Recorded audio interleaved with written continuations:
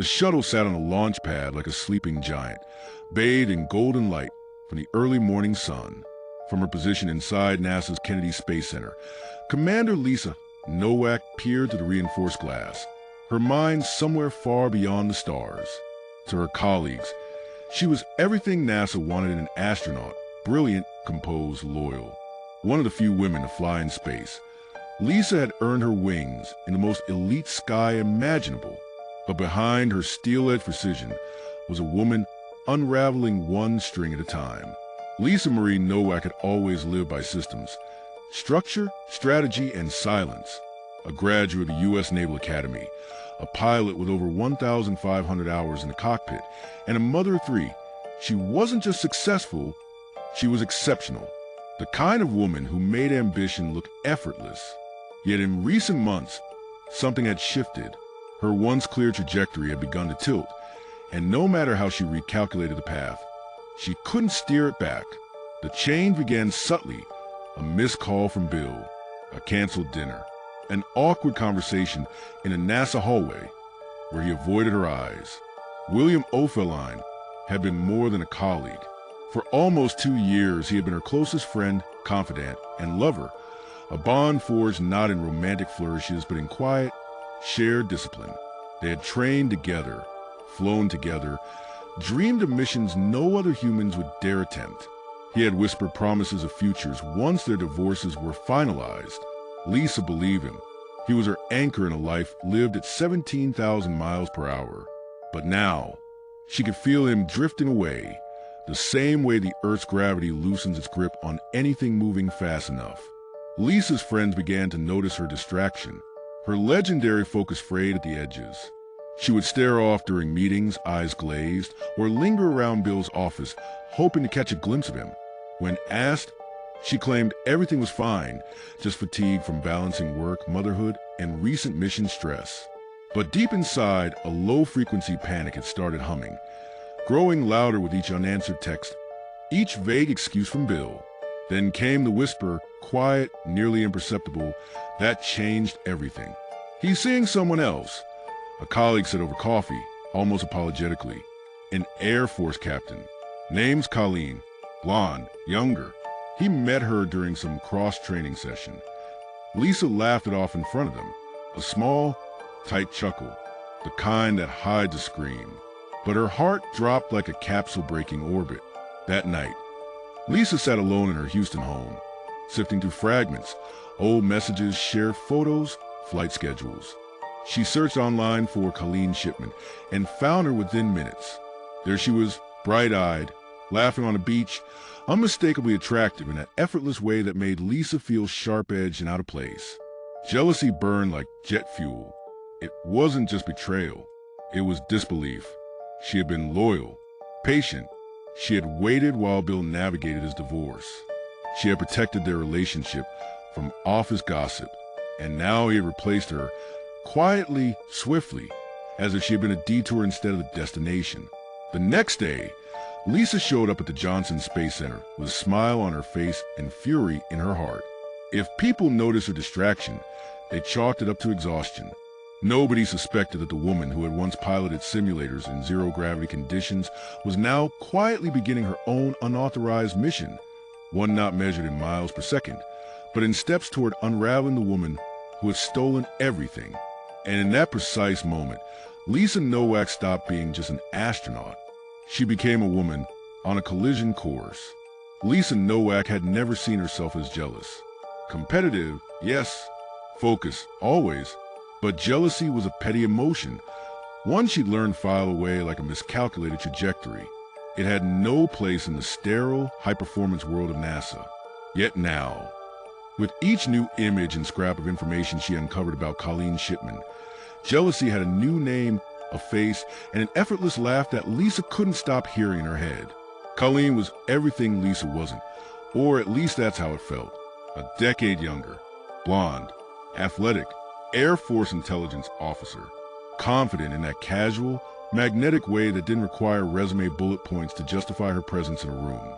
She was the kind of woman men noticed, and the kind who never seemed to notice the effect she had. Lisa scoured Colleen's blog posts, social media comment, and photographs like a forensic analyst, piecing together a profile as meticulously as she once studied spacecraft schematics. Every post, every caption, every smiling selfie would Bill gnawed at Lisa's composure. They weren't just dating. They were in love. Helpline's emails to Colleen were warm, flirty, even poetic, filled with endearments Lisa had never received. It wasn't just a fling. He had moved on. Lisa's nights grew longer and darker. She began drinking more, sleeping less. Her mind spun like a gyroscope in a power failure.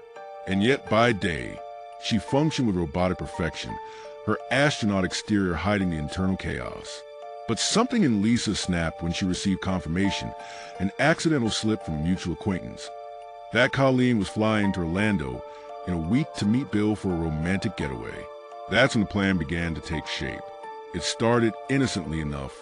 Lisa wanted to confront Colleen, face to face, woman to woman. She deserved answers, closure, maybe even an apology. But as the hours wore on, that plan grew more elaborate, more urgent, more dangerous. She began to think of it as a mission, a recon trip, a necessary step toward reclaiming control.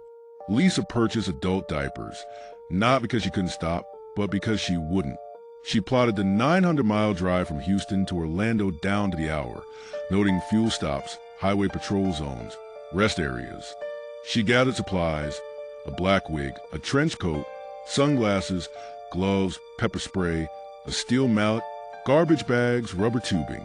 Each item was tucked carefully into her Saturn Ion, compartmentalized like tools for a spacewalk. She checked into a cheap motel on the outskirts of Houston the night before departure.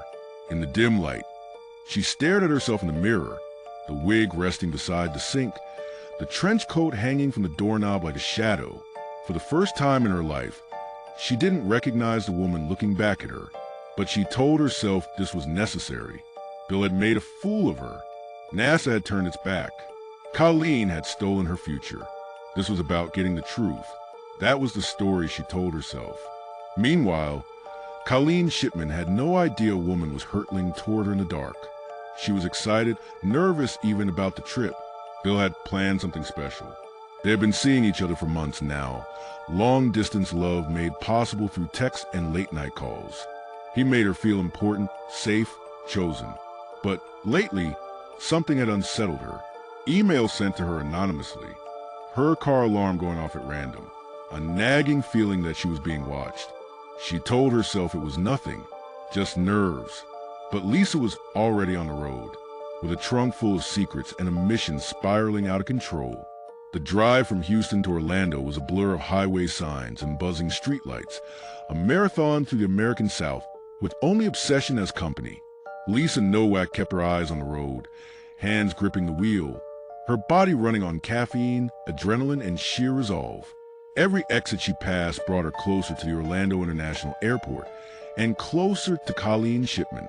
She wore the black wig now, pulled low over her forehead. Her car, cluttered with snacks, a printed map, and her mission gear, looked more like a survivalist bunker than the vehicle of a respected astronaut. She hadn't slept in over 24 hours, but she didn't care. Focus was what astronauts were trained for. She arrived in Orlando just after midnight. The airport was quiet, the way terminals often are in the deep hours of night. Flights arrived, but the usual bustle was hushed. Lisa parked her Saturn in the A-side short-term lot, slotting herself in with a clear line of sight to the baggage claim area. She waited. Meanwhile, Colleen stepped off her plane, rolling her carry-on behind her. She was tired but excited, expecting to see Bill the next morning. He'd booked him a suite near Cape Canaveral, close to the beach.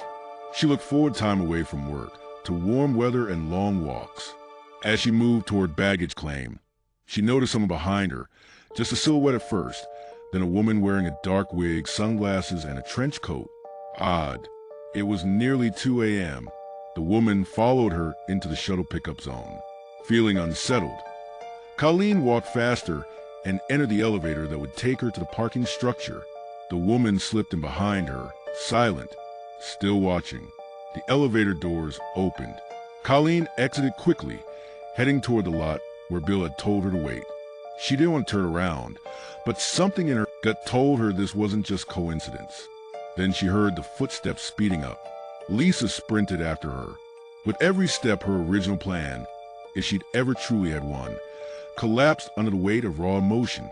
She pulled a can of pepper spray from her pocket. Her breathing was heavy. Her hands shook. Colleen turned around and saw the glint of spray. "What do you want?" she cried, backing away. "I just want to talk," Lisa said hoarsely, advancing. But Colleen didn't wait. She bolted to her car, slamming the door shut and locking it just as Lisa reached it. She began honking the horn frantically, drawing attention. Lisa froze, her disguise slipping, panic setting in. It was over. Within minutes, airport police were on the scene. They found Lisa near a trash bin, her car parked nearby. Inside were the items: the wig, the trench coat, the mallet, the pepper spray, a BB pistol, latex gloves, and garbage bags.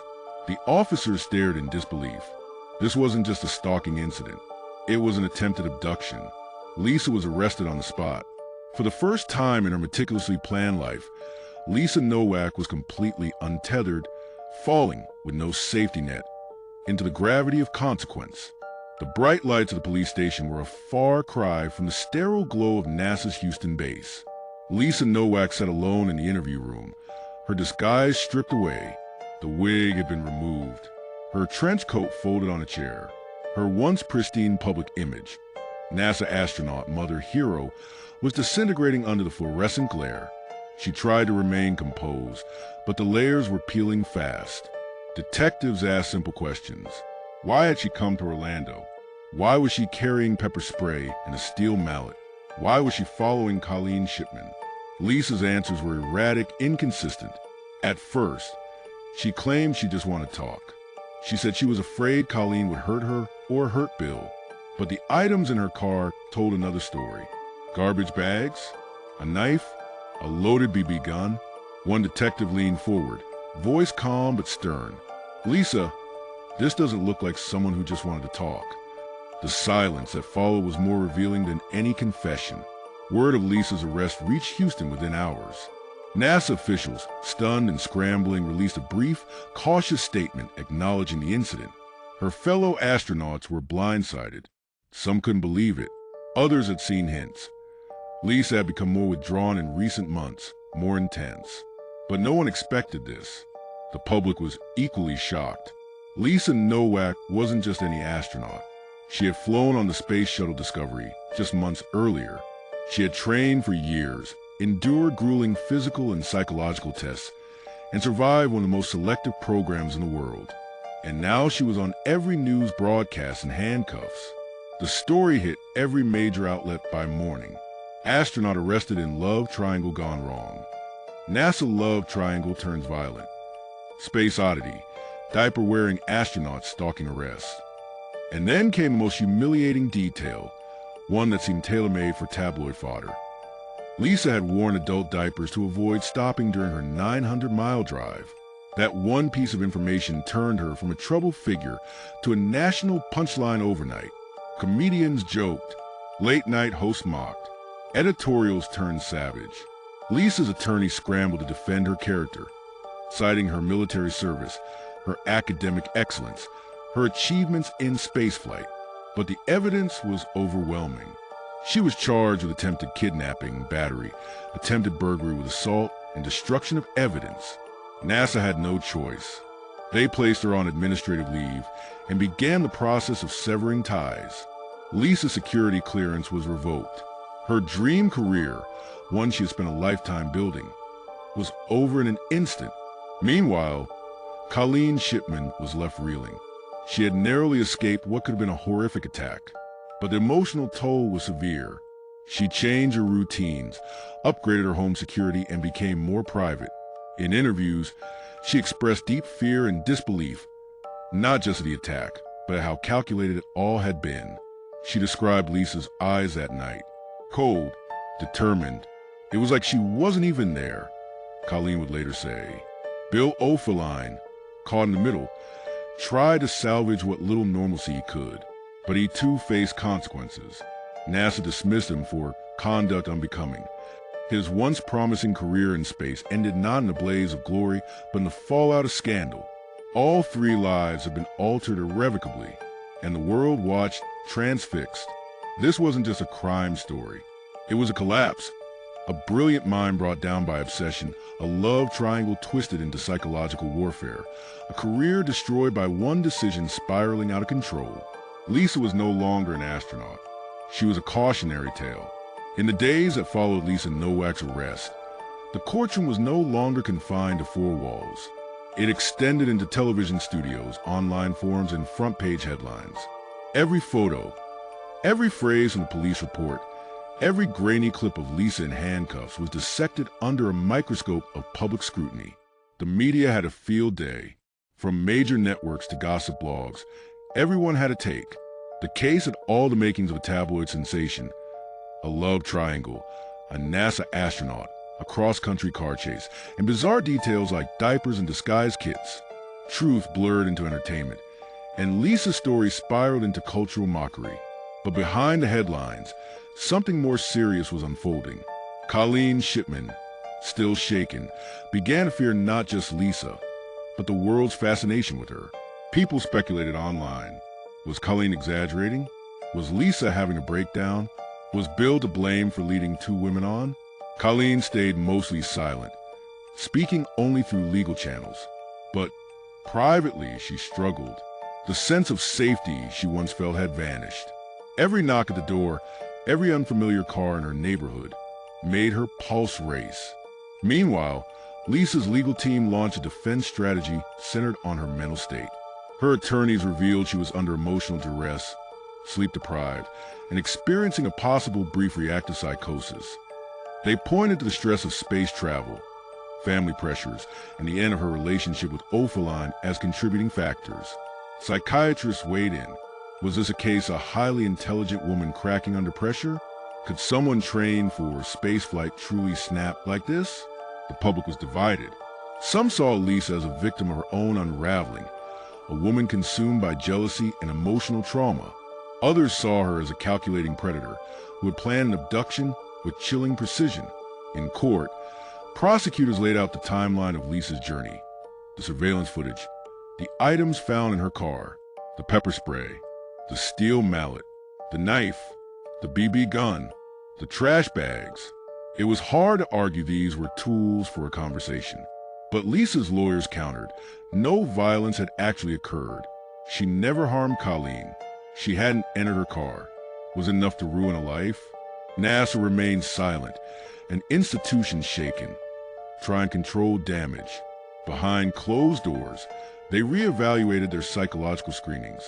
Could this happen again? Had they missed warning signs? In public, Lisa's once pristine reputation was shattered. Interview clips from years prior, her smiling in a flight suit, praising her fellow astronauts, were now played with eerie undertones. People whispered about her parenting, her marriage, her motives. And yet, in some corners, sympathy grew. Here was a woman who had flown to space and fallen to Earth in every sense. Some saw in her a metaphor, the cost of perfection, the pressure of performance, the impossibility of being superhuman. Lisa herself remained mostly silent. In jail, awaiting trial, she withdrew further into herself. Her expressions were flat, her answers rehearsed. She no longer resembled the vibrant, driven woman who once peered down at Earth from orbit. She was now a figure at the center of a firestorm, scrutinized, judged, and slowly unraveling under the weight of her actions. The courtroom proceedings were still to come, but the verdict in the public's eyes had already been cast. Lisa Nowak was guilty, not just of a crime, but of falling from grace in the most spectacular way possible. The stage was set for a sensational courtroom drama. Prosecutors had built a case riddled with disturbing details. The weapons, the disguise, the 900-mile drive across state lines. Reporters camped outside the courthouse in Orlando, hoping for a high-profile trial featuring the fall of a real-life astronaut.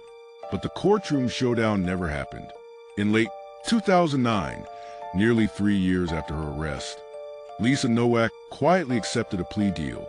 Gone was the media frenzy. Gone were the expectations of fiery defense or emotional testimony from Colleen Shipman. In a sterile courtroom, Lisa pled guilty to felony burglary and misdemeanor battery. The more severe charges, attempted kidnapping and assault with a deadly weapon, were dropped. The sentence?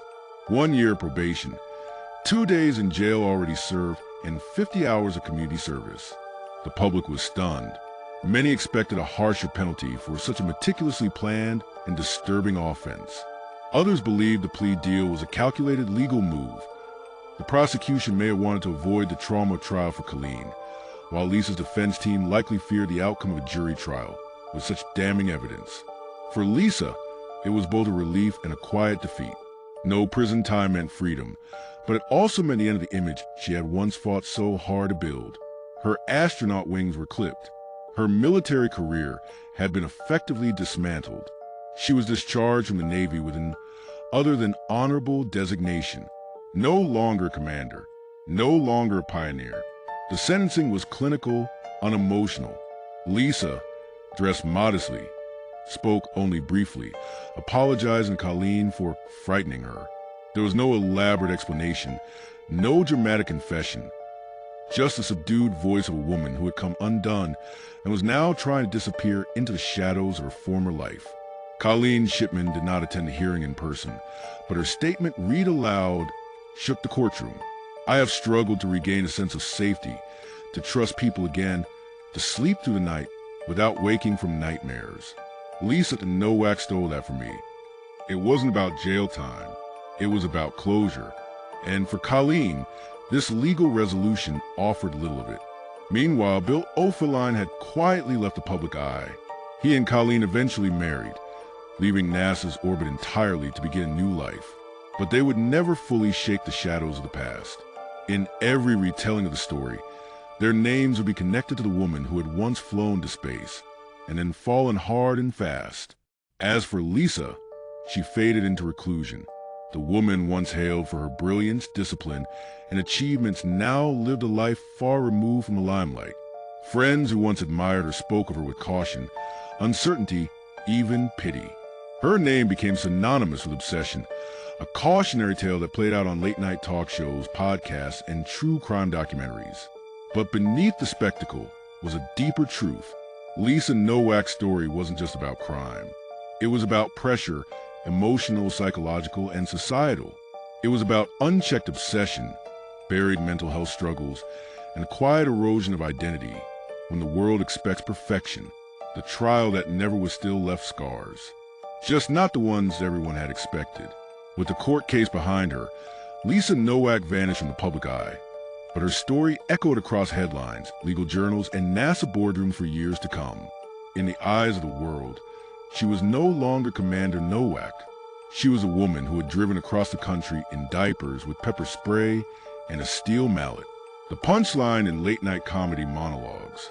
The cautionary figure in discussions about workplace romance, mental health, and the consequences of obsession. NASA acted swiftly and quietly after Lisa's arrest, discharging her from the space program in March 2007, just a month after her arrest. She was officially removed from active duty in the Navy in 2008, and later given an other than honorable discharge in 2010. The astronaut corps she had once proudly belonged to moved on, reshuffling internal policies and tightening psychological screenings. But in many ways, her case forced conversations that had been long overdue. Military and civilian space programs began taking a closer look at how emotional and psychological stress could affect even the most elite professionals. NASA revised some of its internal guidelines regarding interpersonal relationships and mental health evaluations. Lisa's breakdown became a case study, not just in crime, but in vulnerability. Colleen Shipman, after years of therapy and anxiety, slowly rebuilt her life. She left a position in the Air Force and turned to writing, channeling her trauma into words. In 2011, she published a romantic thriller novel titled Captured, loosely inspired by her experience. In interviews, she admitted that the aftermath lingered far longer than most people understood. Her sense of safety, her identity, her ability to trust the world around her. In a twist that media outlets found irresistible, she married Bill Helpline, the man whose attention had unknowingly lit the match. Together, they moved to Alaska, far from spectacle, and build a quiet life. Still, neither could fully escape the legacy of the scandal. Bill had also been let go by NASA following the incident, making both he and Lisa the first astronauts ever dismissed from the program for personal conduct. As for Lisa, reports suggest she returned to Texas and lived a private life under the radar. She avoided interviews, kept out of the public spotlight, and declined all media offers. Friends who remained loyal describe her as introspective, regretful, and eager to put the past behind her. But in the age of the internet, erasing a name, especially one etched in infamy, is nearly impossible. Her mugshot remains one of the most widely circulated images of a NASA astronaut. True crime documentaries continue to explore her story, often blending fact with sensationalism. Podcasts reanalyze every detail, dissecting her behavior, her motives, and the line between brilliance and breakdown. To some, Lisa Nowak is a villain, an obsessive ex who crossed every line in her pursuit of control. To others, she's a tragic figure, a woman whose mental health collapsed under the crushing weight of stress, loss, and identity unraveling. But most of all, she remains a warning, a reminder that even those who fly above the earth aren't immune to falling. Long before the pepper spray in disguise, long before the name Lisa Nowak became headline fodder, there was a woman who defied odds. Lisa was brilliant, accomplished, and driven to an extraordinary degree. But somewhere in the spaces between her accolades and her ambition, something fragile began to fracture. Understanding what led Lisa to that infamous night in Orlando requires more than courtroom records or news clippings. It requires a look inside the complexity of her mind. Psychologists and legal experts who reviewed the case were struck by how methodically she planned her trip to confront Colleen Shipman. The items she packed, rope, a mallet, rubber tubing, weren't things one grabs in a moment of rage. They were tools of control, restraint, fear. And yet, this premeditation clashed with the woman who had once operated robotic arms in space. So what happened? At her psychological evaluation, Lisa was diagnosed with a combination of obsessive-compulsive personality disorder, OCPD, and major depressive disorder. While not psychotic, she was emotionally unraveling, her sense of logic and stability overwhelmed by a tidal wave of jealousy, loss, and spiraling identity. Colleagues at NASA described her as precise, deeply disciplined, even stoic. She followed rules, set impossible standards for herself, and kept her emotions tightly sealed. But when her relationship with Bill Helpline ended, those emotional barriers collapsed. Lisa had invested not just love, but purpose into that relationship. After years of sacrifice in both her personal and professional life, Bill had become a symbol of her emotional payoff. Losing him didn't feel like the end of romance. It felt like the erasure of everything she had silently built her world around. Her career was also shifting. She had just returned from space and was navigating the quiet vacuum that follows an astronaut's peak moment. No mission on the horizon, no roadmap forward, just the reality of her aging body, a stalled personal life, and a looming threat of irrelevance. The affair with Bill had filled that void with adrenaline, intimacy, and validation. When it ended, she wasn't just heartbroken, she was unmoored. Mental health professionals believe Lisa's emotional decline may have been a perfect storm. Unresolved grief, unaddressed mental illness, professional disillusionment, and deep-seated control issues. Instead of seeking help, she doubled down on secrecy and obsession. Her trip to Orlando wasn't spontaneous. It was a mission, a dark, destructive echo of her NASA training. Execute the plan, control the outcome, eliminate the unknown. But Lisa wasn't in space anymore, and this mission had no safe landing. In the aftermath, experts debated whether her mental state should excuse or contextualize her behavior. The plea deal spared her from a formal insanity defense, but the deeper question lingered. How does someone so accomplished lose control so completely? Some argue that Lisa's training may have been part of the problem. NASA fosters resilience, not vulnerability.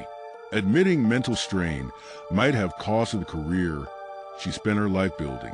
So, like many high-functioning individuals, she masked her pain until it consumed her.